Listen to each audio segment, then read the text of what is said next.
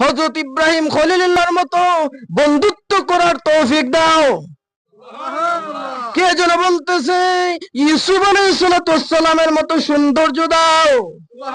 কে যেন বলতেছে হযরত ইউনূস আলাইহিস সালামের মতো ইয়াতায়াত করার তৌফিক দাও।